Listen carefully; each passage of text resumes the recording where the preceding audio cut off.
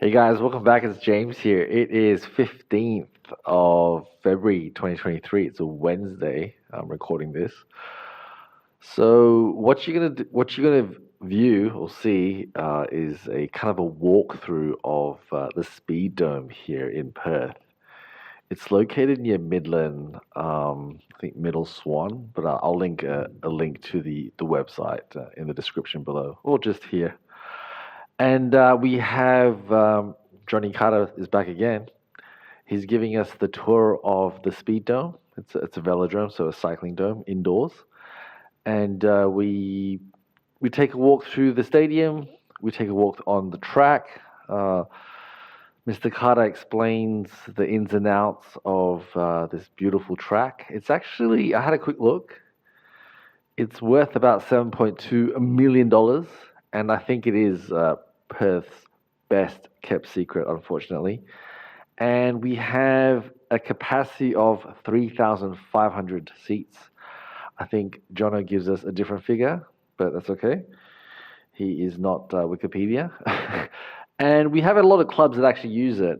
We have Oz Cycling, Lacrosse Australia, Track Cycling, Midland Cycle Club, Triumph Sports Owners Association, Xspeed Racing, obviously, Skate WA, and WX Club WA as well. Hopefully, they're not driving their impresas on the track. So there is state championships this weekend, and unfortunately, I couldn't find out much information. So after doing a quick Google search, I came up with nothing. It's pretty sad, actually. That's why I guess people don't go. There was a little section on cycling, their website. It just had the date, 18th to 19th February, and it just said state competition, but it didn't say where, when.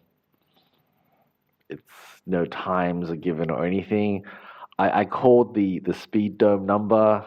I got a voice message, like somebody was out of the office. West Cycles doesn't have it on their website. Xspeed Racing doesn't have it on their website because they take it off trackcyclingwa.com.au, and that website is completely down. Like you click on it, it just doesn't exist. I had a look at Track Cycling's Facebook page. It hasn't been updated for a while. So maybe that's why people don't go, because they don't know. So hopefully, if you're watching this and you're free this weekend, safe to say 6:30 on Friday, and I think from memory all day Saturday. But yeah, I think Mr. Carter tells us the times. He kind of roughly knows. But yeah, unfortunately, I couldn't find out any more information for you. But look, this is cool. It's a walkthrough by an elite cyclist. We have a look at a track bike, and yeah, just can give you some. John will give you some interesting facts about the stadium. So yeah, this will be a two-part series. This is the first part, and then the second part is the part that everybody's wanting to see, which is the actual bike-mounted camera footage of Jono just lighting up the track. So yeah, hope you enjoy it, guys. And yeah, for all the volunteers and XB crew that were on that night, yeah, thanks for having a chat with me. All right, have a good one. Enjoy it, guys. Bye. Hey guys, it's James here. We're here at the Speed Dome. Mr. Carter said I could go left at the columns, and I think he means that. Anyway, let's have a look. I'm not sure if you can see it. Let me just swivel the camera. With these columns, I'm guessing.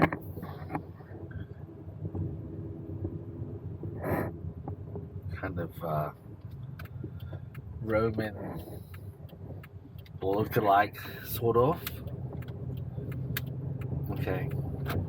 He said the entrance is on the left, and it's the athlete's entrance.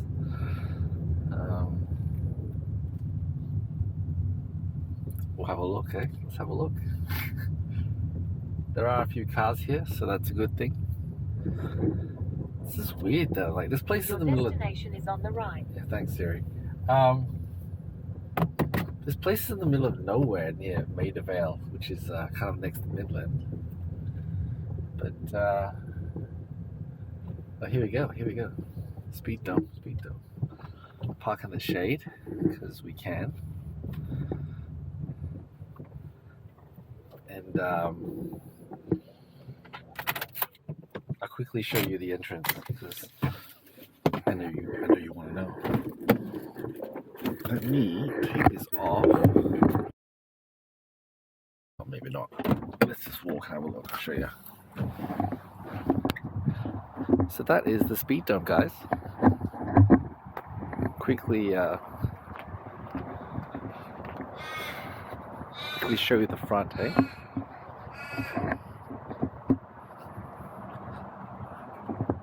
No parking, emergency vehicles only. So we're here. I'm gonna grab my stuff and we'll walk in and see if we can find Xspeed Racing. Hey everybody, it's James here. We got Johnny Carter from Xspeed United. Say hi, Johnny. Hey guys. What's the date today? 13th, Monday the 13th of February. Cool. And where are we, Johnny? We're at the Speed Dome, which is in Midvale, and that is the Velodrome here in Perth. Cool. So we're going to go through a quick walkthrough tour with Johnny. Sure. He's going to explain a few cool things. Here we have admin, and we've got James here at admin. James, how are we going? Good How's to see it? you again. Enjoying the air conditioning? Oh, it's much better than being out there, I'm not going to. It's a bit warm today. All right. So down there is the pit. That's the athlete's entry to the pits, yep. Yeah, and then we're going to go through this way. Yep, so this will take us up to the spectators' spot to sit. So Yeah. this Velodrome seats around 1,500 at full capacity, but honestly we don't really get anywhere near that kind of number. Because we're in the middle of nowhere. Yep, that's right. It's my first time here, and let's have a look. Thanks.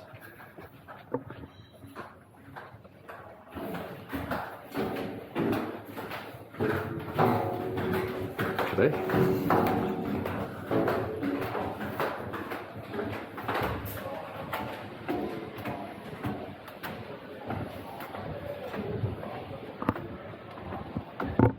Check it out, ladies and gentlemen. Yeah, welcome to the Velodrome. Pretty impressive, I think. Yeah. We'll walk up here and get a bit of a. Actually, yeah, one more run. So this seats what, 1,500 people? Yeah, at full capacity. For an event like track stage, we probably expect maybe 150 to 100, something like that, in terms of spectators. Yeah, that's not a lot. No, it's not that many. And is there an event next week? Yep, so State Champs is on this Friday, so Friday night, all day Saturday, and all day Sunday as well. Okay. And I see a few different sports being played here, Johnny. What's going on? Yep, so obviously the main sport that goes around the Velodrome is the track cycling, but we also have facilities for inline speed skating, as well as roller hockey in the middle of the area there, as well as these guys are training for basketball as well. Wow, a bit of everything. They also do a bit of figure skating, that kind of thing. Let's go a little bit closer so we can see them go around the track.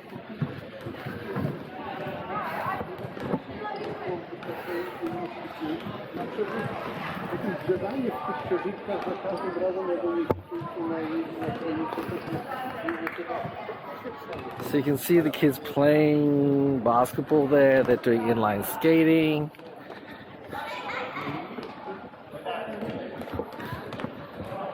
So Johnny, what's happening now? What are these, it looks like juniors, what are they doing right now? Yep, so these guys are juniors at the Xspeed Monday night 4:30 to 6:30 session, and they're doing flying 100 efforts at the moment.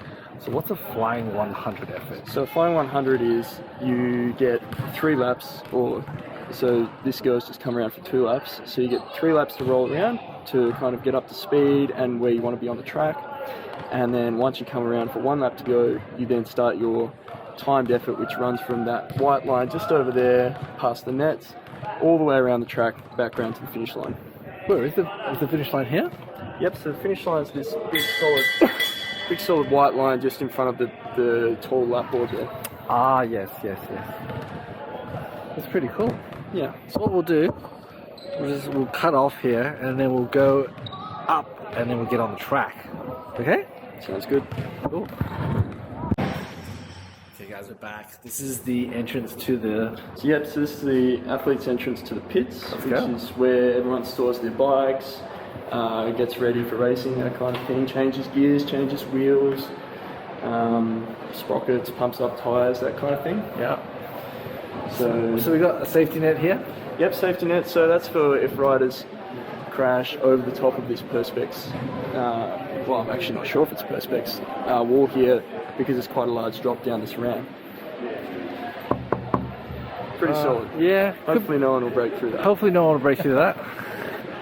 Alright, so we're gonna...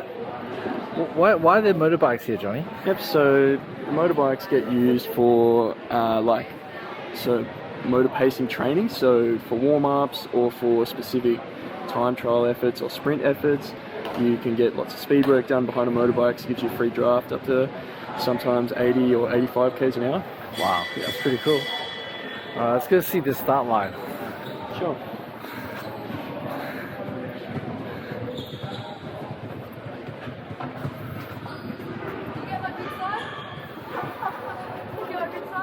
This side, okay? Okay, the good side, the good side. This good side.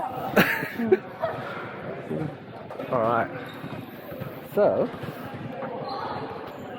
we see 3 lines here. What does the black line mean? So the black line is the 250 metre line around the track. So if you were to ride on that line, spot on all the way around, you would get to exactly 250 metres from the point you started with. And the red line? The red line is the top limit for what's called the sprinter's lane.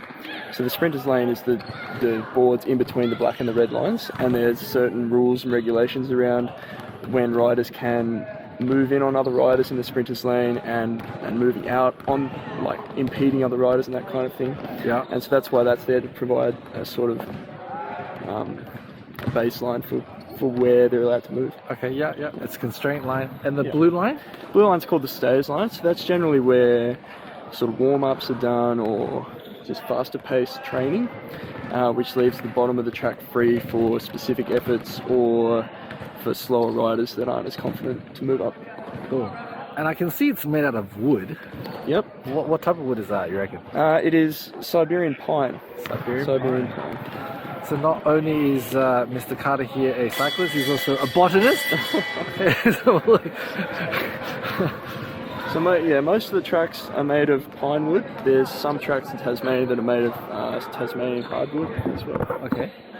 So why do we have a canister of nitrogen here, Johnny? Yep, so the nitrogen gas powers the gate release mechanism, and so this is called a starting gate.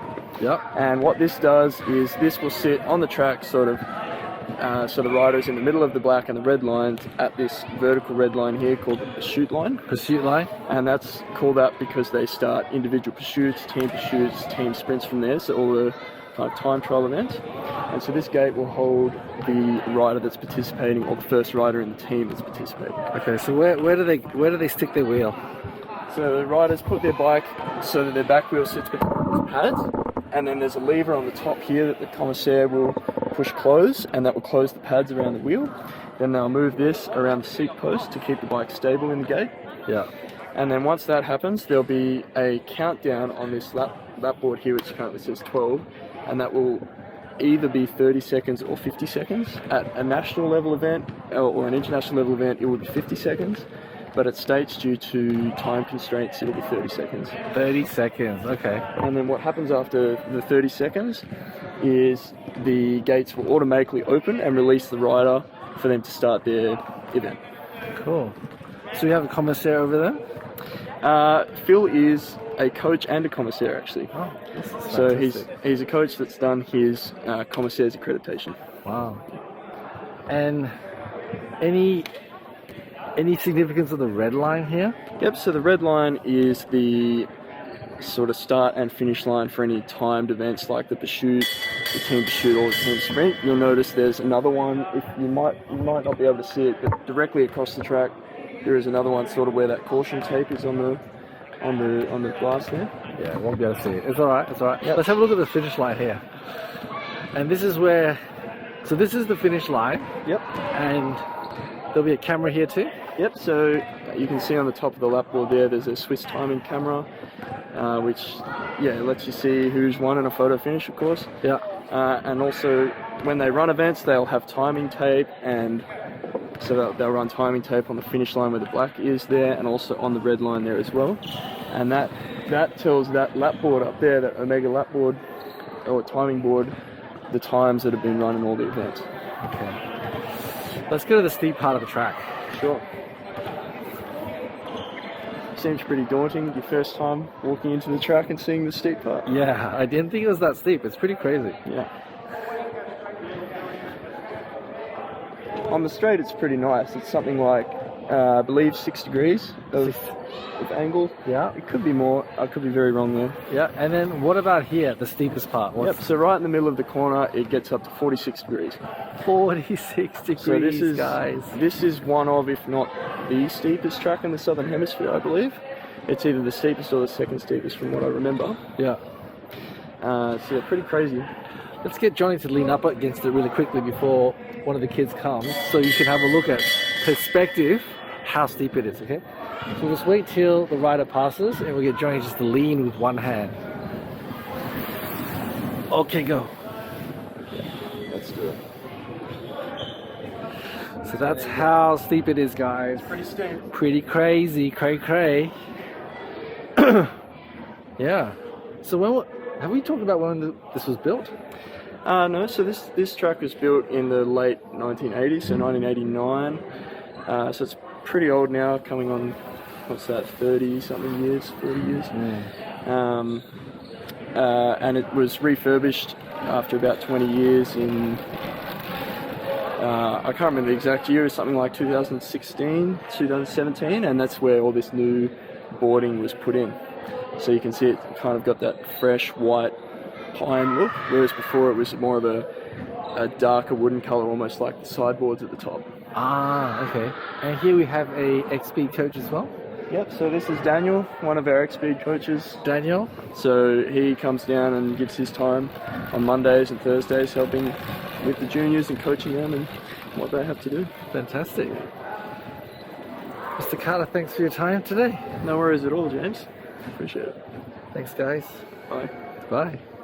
Back here, we got Johnny Carter here in his Xspeed Spider Tech Spidey suit. Yes. Cool. So Johnny, you gonna talk about your bike here? Yep, so this is my bike. I ride a BT, Australian brand, so that's pretty cool. So, as you can see, very simple. First thing you might notice is there's no brake levers on the front here.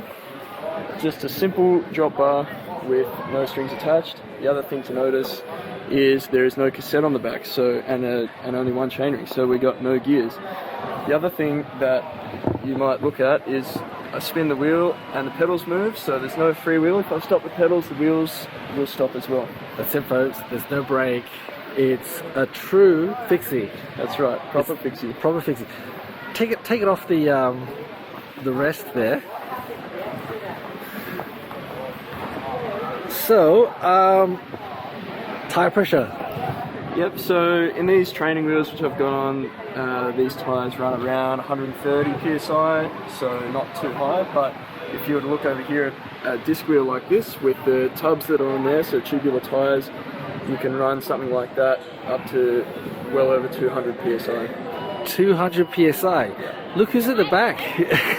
You are now. By the way, that's Brooke. Hey Brooke. So this is Brooke's bike, a Cervelo. Beautiful Cervelo T4. Beautiful Cervelo T4, yeah. Lovely power pedals on there. Power pedals. Jealous. That's a good side. Air Hub. What's Air Hub, Brooke?